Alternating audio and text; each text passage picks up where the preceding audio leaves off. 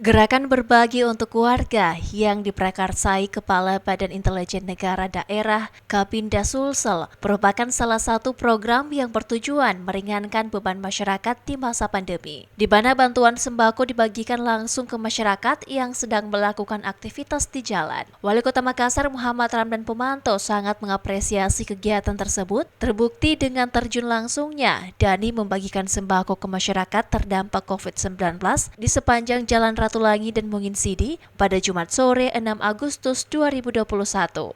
Setiap warga diberi bantuan sembako berupa beras 5 kilo untuk 100 orang setiap hari dan gerakan berbagi tersebut akan berlangsung hingga akhir Desember 2021 mendatang dengan menyasar masyarakat yang terdampak di tengah pandemi. Salah satunya masyarakat yang berpenghasilan harian. Anak muda gerakan berbagi untuk warga yang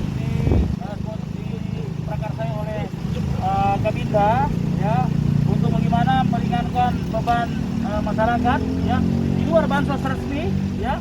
Beliau berinisiatif bersama anak muda menggunakan kawan-kawan muda ini untuk terus memberikan kepedulian pada masyarakat ya. Total sembako yang dibagikan Pak? Saya kelihatannya ini stoknya banyak sekali ya, jadi saya ingin menyampaikan terima kasih kepada anak-anak muda dan tentunya Pak Kabinda yang berinisiasi seperti ini bagi masyarakat Kota Makassar. Dani juga mengatakan sasaran pembagian sembako ini sangat tepat, yakni untuk para warga yang benar-benar membutuhkan bantuan seperti yang sedang isolasi mandiri karena terpapar COVID-19, warga yang terkena pemutusan hubungan kerja, dan para pedagang yang terdampak PPKM darurat. Ira, Fajar TV dan Fajar Radio melaporkan.